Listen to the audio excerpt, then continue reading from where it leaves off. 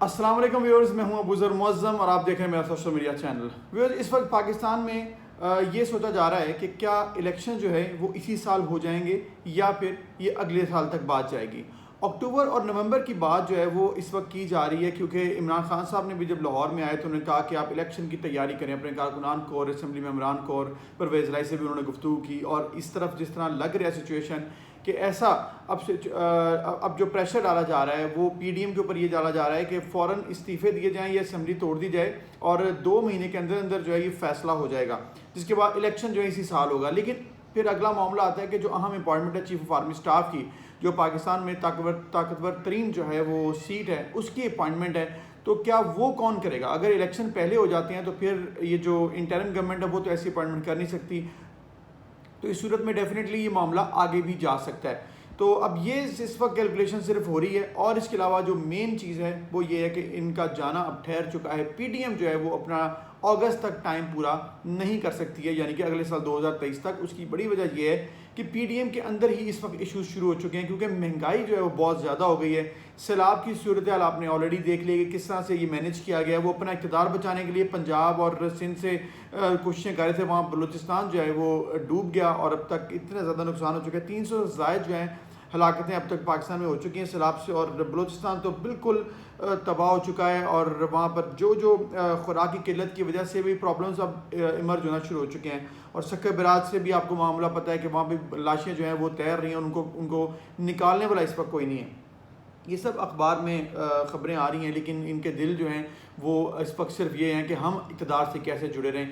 इनको इस तरफ होश नहीं आ रही है। जो पीडीएम गवर्नमेंट है, इनको ये ज़रूर पता है कि हमने इलेक्शन कमीशन से जो है जल्द फैसला कराना, ताकि पीटीआई जो है वो उसको नाअहल करार दे दिया जाए।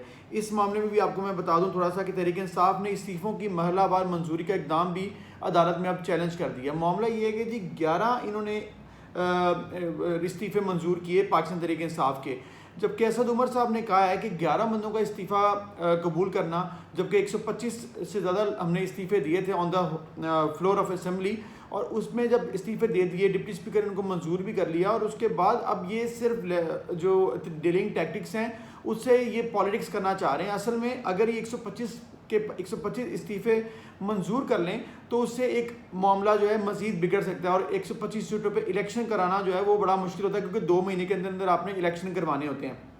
लेकिन दूसरी तरफ इन्होंने 11 लोगों के इस्तीफ़े मंजूर किए, और बाकी जो लोगों के इस्तीफ़े हैं वो उन्होंने कहा जी मरलावार हम करेंगे। ये बेसिकली टैक्टिक्स पीडीएम ने चलाया है इलेक्शन कमीशन के साथ मिलकर। इसी बात के ऊपर असद उमर जो कि जनरल सेक्रेटरी हैं वो अदालत पहुंचे हैं हाई कोर्ट इस्लामाबाद में। उन्होंने जाकर अरकान असम्बली के इस्तीफ़ों की मरलावार मंजूरी के इकदाम को अदालत में चैलेंज किया है। उन्होंने कहा जी 11 बंदों के जो इस्तीफ़े इन्होंने जो मंजूर किए हैं वो तमाशा इन्होंने बेसिकली लगाया है, और हम इसके खिलाफ अदालत में आए हैं, क्योंकि उन्होंने कहा कि 11 अप्रैल को असम्बली के फ्लोर पर हमने 125 लोगों के साथ मिलकर कहा था कि हमने इस्तीफ़े देने हैं। फिर उन्होंने कहा कि ये गैर कानूनी काम किया इलेक्शन कमीशन ने। अब इलेक्शन कमीशन इस हवाले से जवाब दे होगा, ऑब्वियसली जब हाई कोर्ट उनको बुलाएगा। ये तमाम सिचुएशन अगर ये मामला 11 सीटों पे रहता है तो फिर इन 11 सीटों पे ज़िमनी इंतखाब होगा। अब क्या पीटीआई ये ज़िमनी इंतखाब लड़ेगी? क्यों लड़ेगी? चूँकि वो तो ऑलरेडी 125 लोग इस्तीफ़े दे के आए हैं इस इम्पोर्टेड हुकूमत के ख़िलाफ़, तो फिर अगर वो इस्तीफ़े देकर दोबारा असम्बली में जाना चाहते हैं तो फिर इस्तीफ़ों का मतलब क्या था?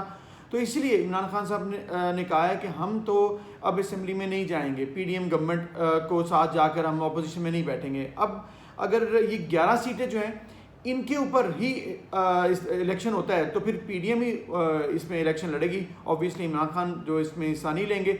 इसी बिना पर इमरान खान ने कहा है कि आइंदा 2 महीने के अंदर अंदर आप इलेक्शन की कॉल एक्सपेक्ट करें, क्योंकि इन 2 महीनों में या तो फिर ये इन सीटों पे इलेक्शन हो जाएगा और ये टैक्टिक्स नज़र आ जाएंगी गवर्नमेंट के भी और इदारों के भी कि ये डिले करना चाह रहे हैं और ये इमरान खान को अभी जनरल इलेक्शन की तरफ लाता हुआ नहीं तैयार। लेकिन दूसरी तरफ अगर ये 2 महीने के अंदर अंदर इलेक्शन की कॉल दे देते हैं तो फिर इन 11 सीटों के अलावा 125 के 25 बल्कि जो 272 सीटें उन पर इलेक्शन की कॉल दे दी जाएगी। अब हम देखते हैं जी आइंदा आने वाले दिनों में ये मामला किस तरफ जाता है, क्योंकि इलेक्शन कमीशन के ऊपर बहुत इस वक्त जो है प्रेशर है, और दूसरी तरफ इस वक्त हाई कोर्ट में भी पीटीआई चली गई है। ये 2 से 3 दिनों में आप देख लेंगे ये सारा मामला क्लियर हो जाएगा, और फिर आइंदा का जो एक मेन स्ट्रीम में मीडिया में जो इस वक्त बात की जा रही है इलेक्शन होंगे या फिर ज़िमनी इंतखाब होंगे, ये मामला आपको आइंदा 2 से 3 दिनों में क्लियर होता हुआ नज़र आ जाएगा। और इसके अलावा एक और बात बहुत इंपॉर्टेंट कि ये जो हमारे नजम सेठी साहब हैं, इनकी एक बात थी जो कि मैं चाह रहा था कि अभी मैं कर देना।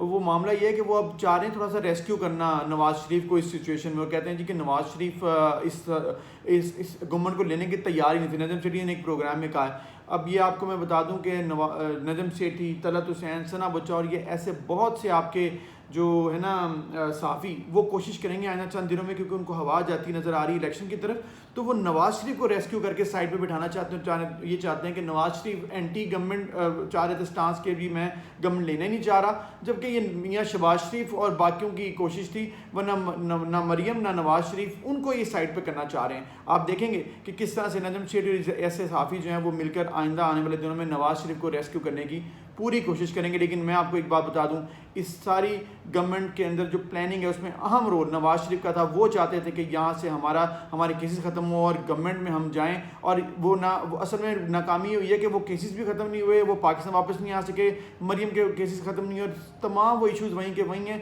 जो कि इनकी सबसे बड़ी नाकामी इस वक्त है। इसलिए अब नवाज शरीफ चाहते हैं चले मुझे कुछ फ़ायदा तो नहीं हुआ, नुकसान कम अज़ कम ना, और मुझे इस सारे सिनेरियो से बाहर निकाला जाए। तो अब ये सिचुएशन आप देखेंगे आइंदा चंद दिनों में ये चीज़ भी ज़्यादा आपको नज़र आएगी कि नवाज़ शरीफ को तमाम उनके जो दोस्त साफ़ी हैं ना, वो उनको रेस्क्यू करते हुए नज़र आएंगे आपको। फिर मिलेंगे, अपना ख्याल रखिएगा, अल्लाह हाफ़िज़।